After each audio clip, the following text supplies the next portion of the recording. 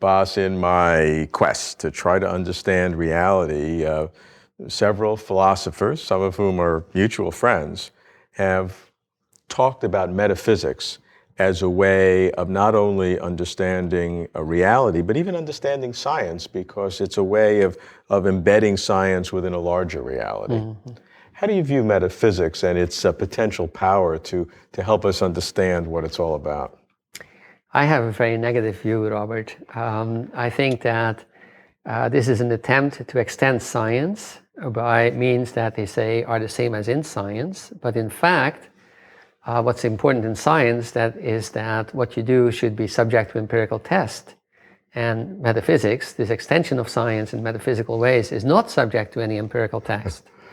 So what they do is they look for patterns in scientific reasoning that they can use without any kind of testing. So for instance, they say, oh, it looks like the scientist is always looking for a better explanation. So what we can use is inference to the best explanation. And we get farther than science. But what we infer to are things you can't test anymore, so we don't have to meet that criterion, right? And I say, well, what you come up with is really empty in that case. What we have to do, I think, is we have to step back from the enterprise of metaphysics and say, how do we evaluate this? So the metaphysician says that he can use the methods that he sees the scientist using to extend science. For instance, that the scientist is always trying to find explanations, so the metaphysician can infer to the best explanation, postulating an explanation that goes beyond science and accept that it cannot be tested anymore. So he doesn't have to meet that criterion. And I say what he comes up with is just empty. I think that we should step back and evaluate this enterprise of metaphysics. If they are trying to find truth, then we should say, okay, let's evaluate that. When you, metaphysician, have to make a choice how you extend your theory, you're making a decision. Now, we have a decision theory. Decision theory says you should look at the different possible outcomes of your actions. You should, first of all, find the probability that it will come out well, and then you should look at the value of a good outcome. In your case, a good outcome is the truth. How do you gauge the probability that you will arrive at the truth? And secondly, tell me, what is the value of having a truth which can't be tested? And you will have to answer both questions if you're going to show that you are doing something worthwhile. And they don't try to do that. You know, I have listened to metaphysicians, and they would talk about, oh, you know, should we postulate a certain kind of universal here? Well, if we do that, we get this consequence. And, well, we wouldn't like that. And then they go another way. But I mean, the criterion is... But let's ask about the reality. Are there universals? If we see a black book cover, we also see a black couch, and we also see a black sweater. Yes. Okay, we have all those instances, but is there a thing called black that's an abstract thing that exists independently? Is that not a legitimate question? It's a legitimate question, but I don't see why anybody would answer yes. I mean, what you said is you saw a sweater that's black, and a book that's black, and another sweater that's black. Fine, you saw two sweaters in a book. Why say that you saw something more? Well, the argument is that even to give the answer that you didn't, you are now engaged in metaphysics. You've chosen a metaphysical position by saying that there is no abstract object. But that question is an important question to understand reality. I think that's a very good argument, that if I don't postulate universals, then I'm also a metaphysician. Yeah.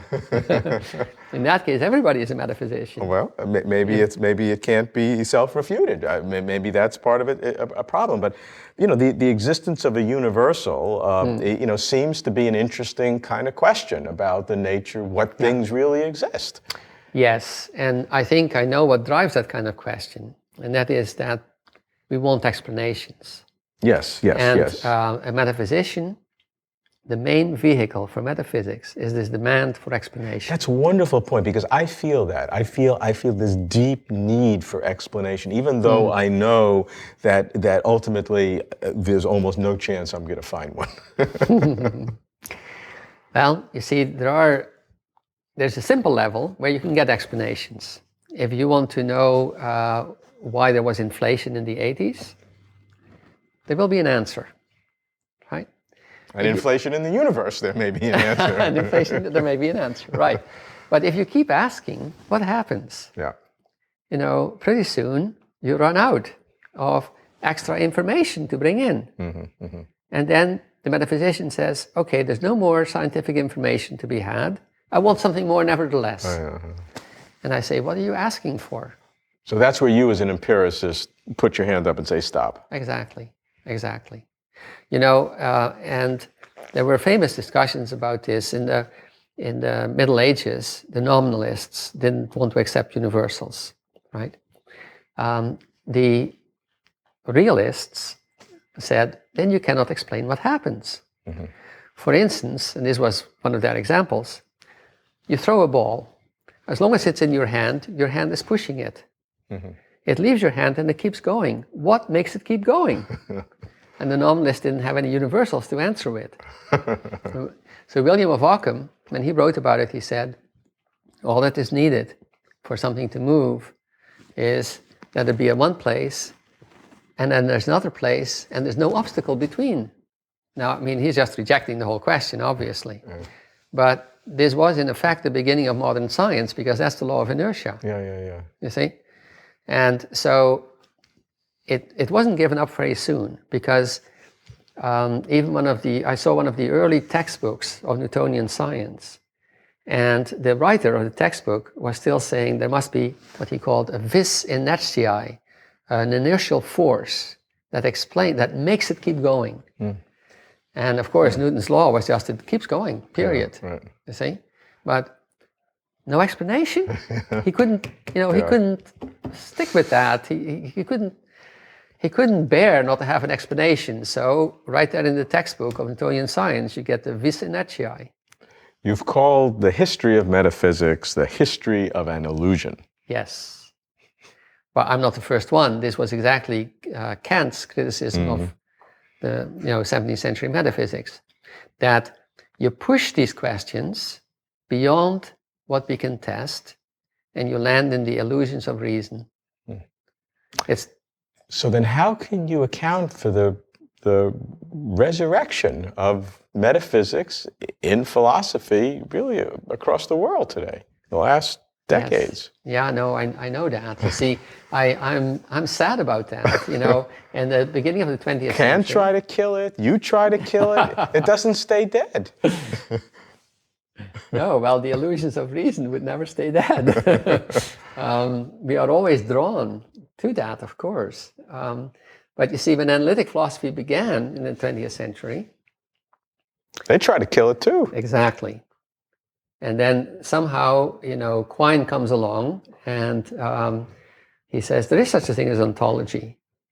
The study of being. The study of being, the study of what there is. Yeah. And he gave it a new legitimacy, right? He gave it in ways that everybody has criticized since then, but the game was afoot. See? And it's a wonderful game. I mean, I've played it myself. I've gotten myself into these metaphysical questions and seeing what kind of solutions can I, because it's a wonderful game. But it's a language game that is designed to be isolated from everything else. One of the main things that I object to it is that they will take an ordinary concept and they'll remove the context. So, for example, there's the concept of a world. A world is something which has parts, but is not itself part of anything. That's the traditional definition. Okay. Now, in ordinary language, in ordinary usage that you and I have, this chair has parts, but is not a part of anything. That's not a world, you see? But then a mover with his moving van will come and say, that's part of the furniture, you see? Because the context changes, and then it's part of something. the metaphysician takes the word into context and he says, what is this part-whole relationship? And he treats it as not context dependent.